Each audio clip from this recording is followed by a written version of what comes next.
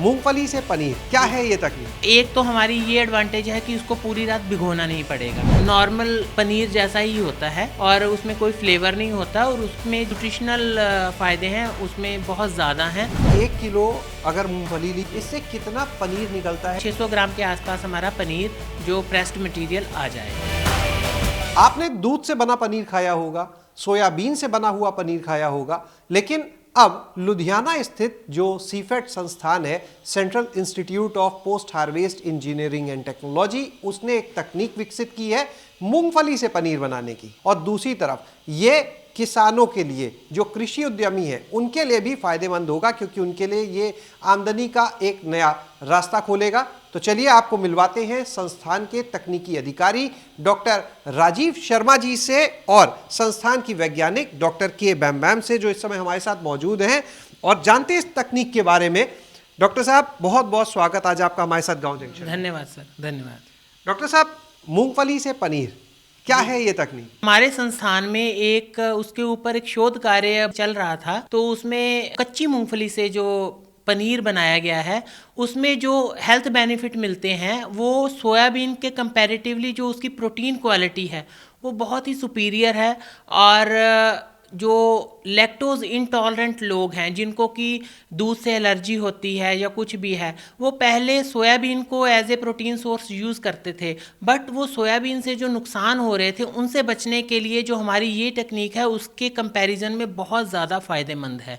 इसकी एडवांटेज एक फ़ायदा ये रहेगा कि जिनके पास सोयाबीन का प्लांट ऑलरेडी लगा हुआ है, जो जो एक काम कर रहे हैं, वो उसी प्लांट का इस्तेमाल करके वो मूंगफली का पनीर भी बना सकते हैं। तो ये जो पूरी मशीन आप देख रहे हैं यहाँ पे, ये जो सेटअप लगा है, ये इसी चीज़ का लगा हुआ है।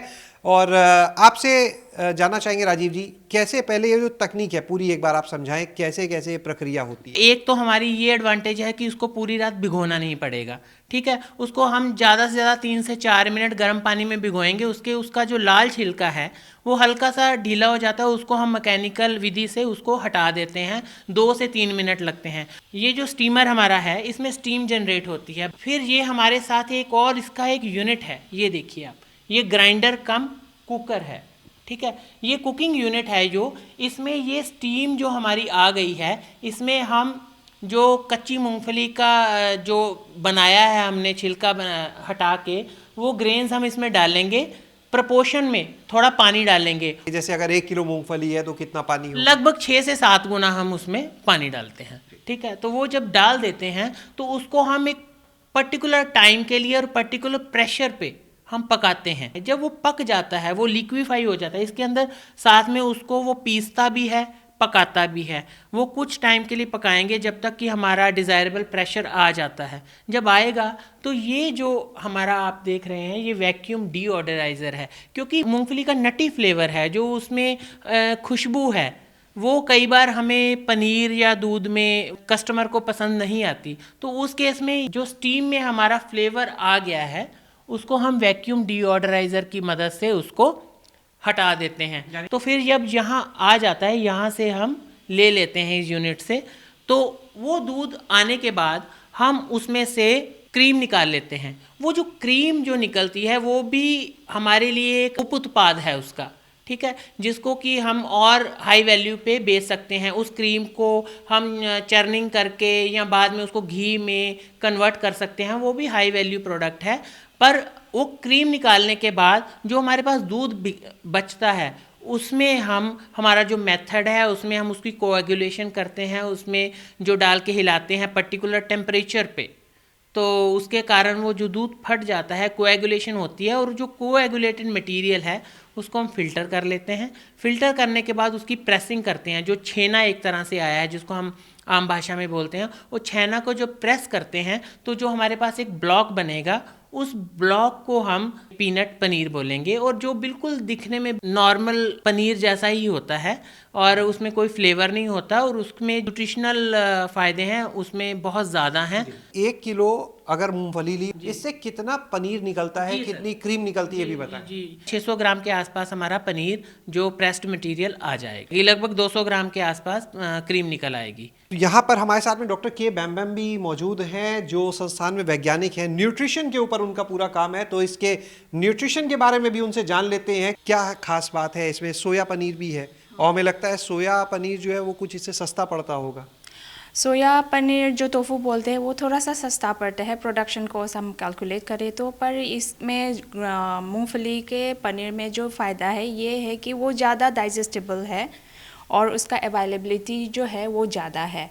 और ऊपर से ये जो आइसोफ्लेवोन्स करके जो ह्यूमन एस्ट्रोजन इमिटेट करता है ये मूंगफली में थोड़ा कम रहता है, तो मूंगफली से जो निकला हुआ पनीर जो है वो कंज्यूम करने में उतना नुकसान नहीं करेगा। ये बताएं सर कि जो लोग इस समय वीडियो देख रहे हैं, इसके बारे में जान रहे हैं, अब वो सोचे कि हम भी भाई चलिए बनाते हैं मूंगफली से पनीर, तो वो कैसे इसके बारे में सीख सकते हैं? हमारे head transfer of technology division को या हमारे डायरेक्टर सीफेट लुधियाना को या हमारे एक इंस्टीट्यूट टेक्नोलॉजी मैनेजमेंट यूनिट है हमारा, उसमें आप संपर्क करिए, उसमें आपको पूरी डिटेल मिल जाएगी। और हम बहुत ही नॉमिनल कॉस्ट पे ये 1 से 2 दिन का प्रशिक्षण कार्य जो हम करवाते हैं उसमें आपको पूरी संबंधित जानकारी दी जाएगी। और इससे आगे कि अगर आप उसका लाइसेंस लेना चाहते हैं तो उसका भी एक थोड़ा सा एडिशनल फीस है, उसका लेके आप हमारे संस्थान के साथ जुड़ सकते हैं।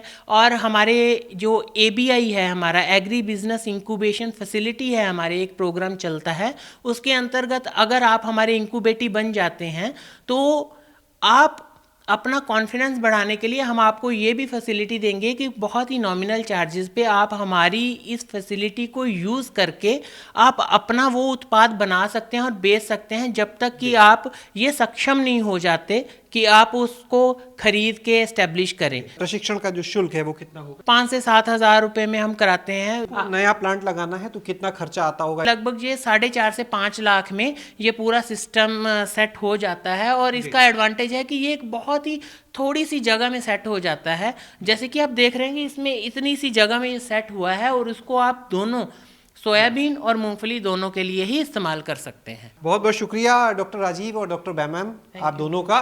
तो आपने देखा ये पूरा एक मॉडल एग्री एंटरप्रेन्योरशिप से जुड़ा हुआ एक बेहतरीन मॉडल कि आप किस तरह से मूंगफली से पनीर बना सकते हैं जो सेहत के लिए भी अच्छा होगा, आपको एक अच्छी आमदनी भी दे सकता है। शैलेश अरोरा, गांव जंक्शन। गांव जंक्शन को सभी सोशल मीडिया प्लेटफॉर्म्स पर फॉलो करें। व्हाट्सएप चैनल और जीमेल आईडी पर भी संपर्क साध सकते हैं।